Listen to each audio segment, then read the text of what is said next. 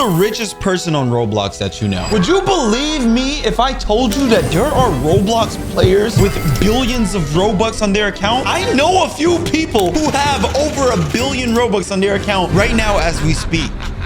Actually, what's the most Robux that you've ever had? The most Robux I ever had was 93 million Robux. You don't believe me? Look right here. This is how much I raised in Please Donate. Well, let's just say in today's video, we are going to be watching a guy explain some of the most richest people on Roblox. Like the richest people to ever be on Roblox. Yeah, this is insane because they also leaked how much Roblox be paying out to their developers. You know what I'm saying? Anyways, though, subscribe to join the Supreme team so that we can reach 3 million subs. And then also, if you're new here, like the video. I just want to see how much people on the Supreme team like my videos. You know what I'm saying? Anyways, let's get into it. All right, and this is a video right here. Roblox just leaked how much they pay devs. Now, for those that don't know what a dev is, well, a dev is a developer on Roblox who makes games. So we're about to find out how much, you know, Please Donate probably makes. Still a brain rot? Yeah, we're about to see all that. So let's just watch. $1 billion to developers. Whoa. Roblox paid $1 billion. Oh, hold on. What? Roblox has already paid over $1 billion to developers this year. It's the biggest record in the entire history of the platform, and more than 400 million were paid in just a single quarter. The same one where the trinity of the year's most popular games on the platform was breaking record after record, not just in players, but also in profit. And these 3 games had a huge role in the 70% increase in Roblox bookings in just 1 quarter. But how much exactly did they make? It has never been this profitable to be a developer on Roblox. And contrary to what a lot of people might think, microtransactions are not the only way for a game to generate income. There are other monetization models inside your game, and the numbers I'm about to show you will surely blow your mind. Hold on. All right, guys. How much do we think these games made? Guys, like, if you guys were to think about it right now, how much do you think Still a Brain Rot made? Like, be honest. Like, do y'all think that Still a Brain Rot made like $100 million? I think so. I think they probably made $100 million. Probably more, honestly. You never really know. Or okay, what about Plants vs. Brain Rots or Grow a Garden or 99 Nights in the Forest? Okay. Well, we just gotta see. We gotta see. How much money the big boys at the top of the platform make? And let me tell you, it's a lot. First, I have to show you some of the ways a game can generate money inside Roblox.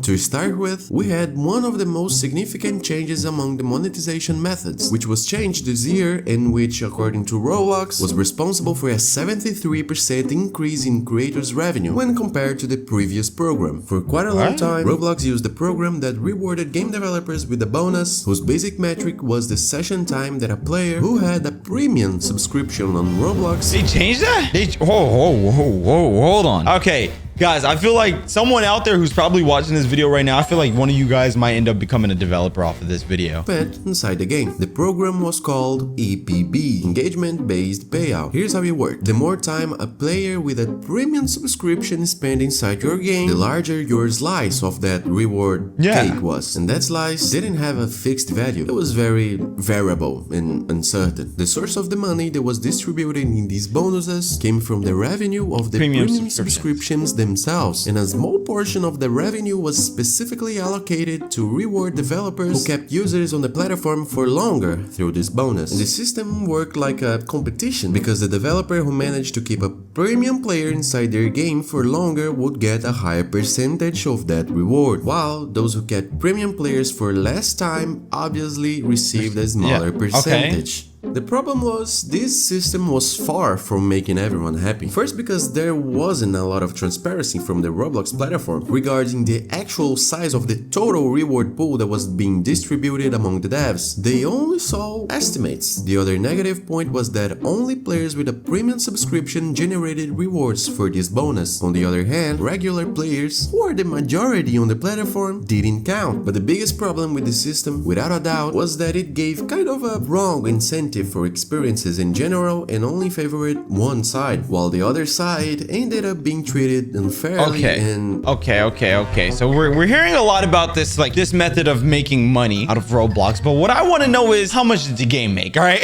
look, I'm trying to figure out how much were they getting paid? We're hearing all this stuff. I just want to know how much were these developers making? Like, come on, let me know. Were they rich? How rich are they? Do they have a private jet? Does someone have a Bugatti?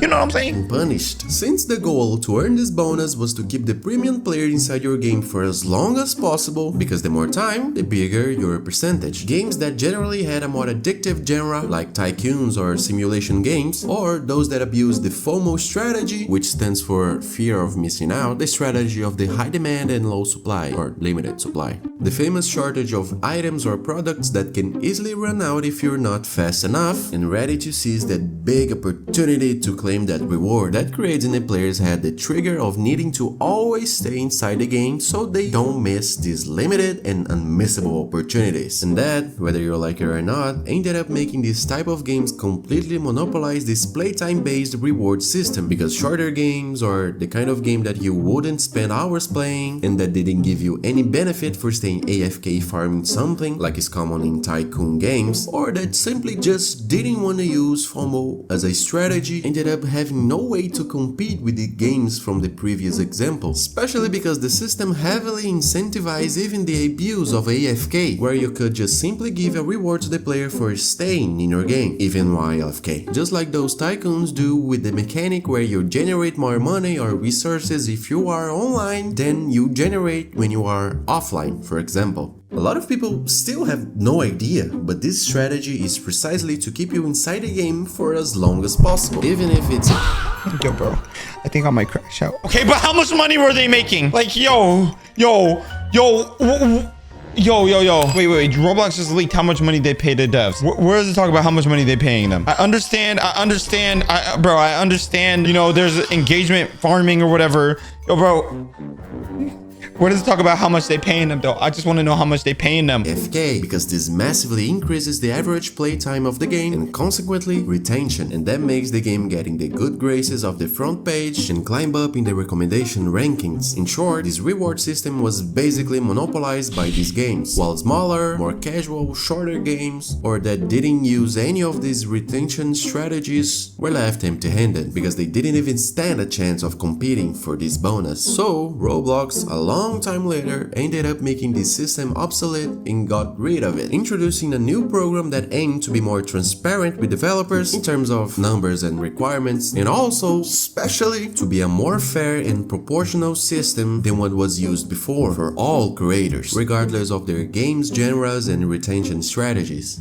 On July 24, 2025, the engagement-based payout system was replaced by a new system that remains to this day called Creator Rewards, and this one has two main and transparent bonuses that rewards creators who retain players who already spend in the Roblox ecosystem, and also those who bring new players to the platform or make those who left come back. The first bonus, called Daily Engagement Reward, pays 5 Robux per day for each active spender player who stays at least 10 minutes inside your game. Active spender players are users who have spent at least $10 on the Roblox platform in the last 60 days. These don't have to be 10 consecutive minutes. The person can play several times throughout the day until they hit the 10 minutes, and spending more time than that doesn't give you any additional Robux. Alright? The only catch is that these 5 Robux generated by the player only go to the first 3 games they open that day. If they play 4 games in a day, for example, the 4th game won't get those 5 Robux. Otherwise, the people that play like 20 games a day would bankrupt Roblox with this bonus. And the second bonus is called Audience Expansion Reward. It rewards the game that brings new players to the platform or makes players who have been inactive for more than 60 days return to the platform. For it to work, the user needs to enter your game through your invite link or search for it directly by name, and they will also need to play those same minimum 10 minutes to be validated, which basically links that person to you. And from that point on, any purchase they make on the platform in the next 8 weeks will give you a 35% commission. That's actually not that bad, to be honest. Like, I'm not gonna lie, that's not that bad. The problem is that there's a spending cap for this purchase, $100. So even if the person spends, I don't know, $200, you are only going to earn that 35% on top of $100 anyway, because that's the maximum limit per player. Okay. Another form of monetization is through immersive ads, which let you place native ads inside your game through billboards. Okay, that's actually kind of crazy because there's a ton of immersive ads inside of Driving Empire and Please Donate. However,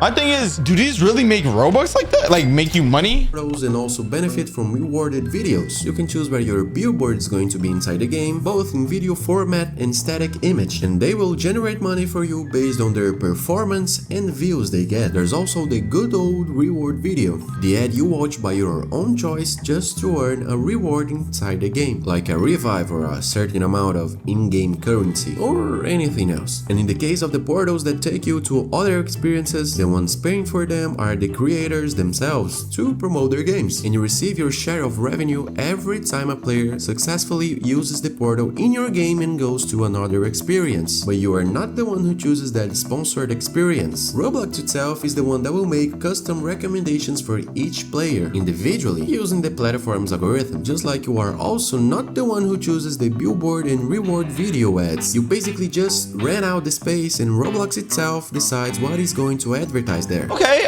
that's actually kind of cool. But how much money? You know what I'm saying? How much money?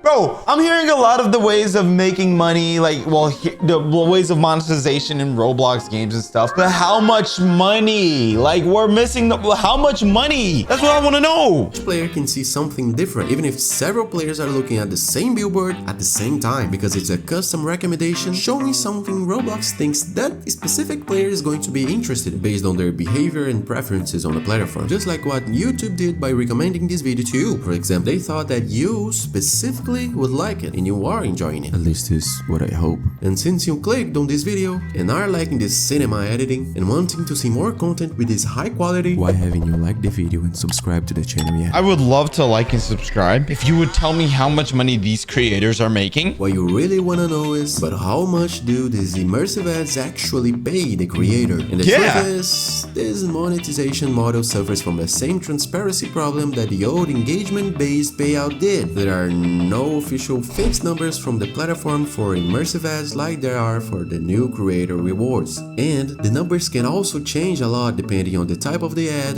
and also on the country where it's being watched. But I went and did my research and found some reports on the Roblox developer forum talking about the system, and the results did not seem very profitable at all. There was a dev who showed that they only made 70 Robux per 1,000 impressions with the sponsored billboards. So yeah, it's very likely you are not going to be able to make a fortune and buy the car of your dreams through the revenue from immersive ads. Alright, buddy. Alright, so yeah, that's Woozy Nate's 765 LT. Alright, bro was flexing. Alright, his 765 LT is better than my 720S. Don't worry, Woozy Nate. Alright, buddy. By the way, that is my boy. I will have a better car than you. Just give me like 2 more months. But lucky for you, that's not the end of the world, because the most profitable monetization model on Roblox and in games in general is what's going to be responsible for giving you those 2 things and much more. Microtransactions. Most people don't like them, but there's nothing we can do about it. Microtransactions are what feeds big corporations like Roblox. There's even a recent report from this year about the revenue that PC games generated last year, and it showed that microtransactions were the monetization model responsible for 58% of total game revenue. $24 billion out of 37 were generated by microtransactions. That's insane. Okay. And 3 top games were largely responsible for pushing that number up. Black Ops 6, Fortnite, and guess who? Roblox itself. But that was expected. Roblox is a platform with thousands of games, and all of them are going to sell something to players. Game passes and developer products are what generate the highest financial return among Roblox monetization methods, because through them you can provide everything to the player. Advantage, conveniences, or any kind of thing that adds value to the player's experience and pushes them to go after that advantage, whether that's a VIP and double cash from game passes or consumable and time-limited items from developer products. The reason most people don't like microtransactions is exactly because they will turn the game into pay to win. It's inevitable. They are made specifically to give an advantage to the player who pays, and the player will only pay if they get something good in return that makes it worth paying for. Otherwise, it wouldn't be worth it. And in the deal between the paying player and the game, the only one who loses is you, the one who doesn't take advantage of these microtransactions. Obviously, there isn't a fixed earnings amount because the ones who sets the prices are the developers themselves, but the minimum price for game passes and developer products is 25 Robux, and the sky is the limit. But don't go around scamming your players with absurd prices, alright? Use monetization with moderation. But the real question, and the one you've been the most anxious to know ever since you saw this amazing thumbnail, just look at it, is how much money is generated by the big boys at the top of the platform's pyramid. Bro, no way it took 11 minutes to find this out. Show me! With their millions of daily players and billions of monthly visits. According to Jacob Navak, or Navak, I don't know, a CEO and entrepreneur in the games industry and also a business director at Square Enix, he speculates that Still a Brainrot generated over 50 million in revenue in its first month.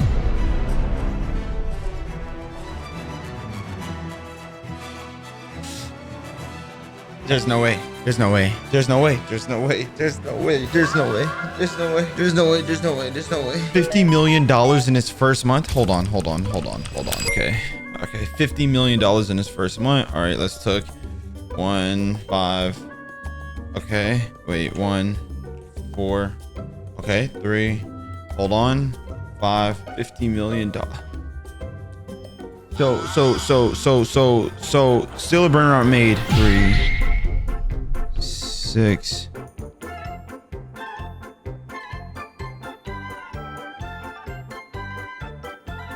Still a Brainrot made 13.1 billion Robux in his first month. 13.1 billion Robux in his first month. Okay, what did Growth already make? And followed the same path, generating over 100 million.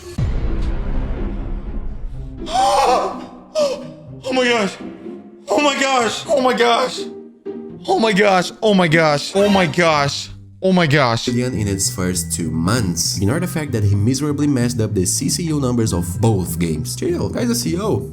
But to back up the completely insane numbers in this estimate, in case you are a bit skeptical about this information, just like I was, because let's be honest, we all know these games make tons of money, but talking about tens or even hundreds of millions in Roblox games is kinda hard to believe. And that's why I went after Roblox's official financial reports, and they show that in the third quarter of this year, July, August, and September, Roblox reported having reached 1.3 billion in revenue, which is 48% more than what they reported last year during the same period, and bookings had an even more significant increase of 70%, resulting in a total of $1.9 billion in a single quarter. And now comes the insane part. Roblox also confirmed that it has already paid over $1 billion to creators during this year, which is the record, by the way, surpassing last year's 900 million milestone. And just the payout for this specific third quarter totaled $428 million,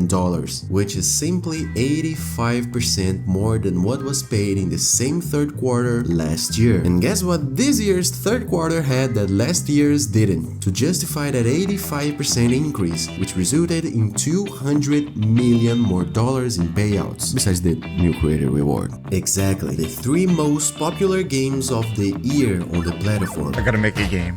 All right, guys, I gotta make a game. Yo, guys, how do I don't know if I was hearing that correctly. I think I'm losing my mind. What? More popular than any game in the world also. Record breakers that brought absurd players numbers to the platform. Just imagine how much money was generated on the days when Grow a God and Still a Brainrot put over 20 million concurrent players inside their games, stuffed with microtransactions, 20 million potential customers. And Nick Torno, one of Roblox's leaders in the engines division, also once showed that the revenue generated among the top 10 developers reached an average of $38 million over the last 12 months, which is more than double compared to the numbers from 2020, for example. And before you say, what, only 38? You said it was in the 100 million range. Remember, this is the average of the top 10 together. So the average from the games at the bottom of this top 10 obviously drags the numbers of the games on the podium down. Just the difference in players between the top 1 and the top 10 is already absurd, 10 times more, at least. So if you narrow it down to only the top 3, eventually, obviously, the average is going to skyrocket. And if you were impressed by all these numbers, whether you think the real value is way higher or way lower than this, I still have to remind you that the Roblox ecosystem and logistics are what keeps the biggest share of the revenue generated by the games, and not the games themselves. So the $428 million paid out in the third quarter to creators was only their final cut, but the games themselves surely generated much more than that. But the rest went to Daddy Roblox. With that said, tell me what you think and subscribe. Dude, that is mind-blowing, bro. It is mind-blowing. I don't think y'all understand how insane. Bro, comment down below what y'all think about this. This was an insane video. If those numbers are real, I don't know what to say. The fact that no one is even talking about these numbers is frying me right now, guys. Y'all let me know what y'all think about this down below. But anyways, thank y'all so much for watching the video. Subscribe if you're new to the channel. I'm out, guys. Bye.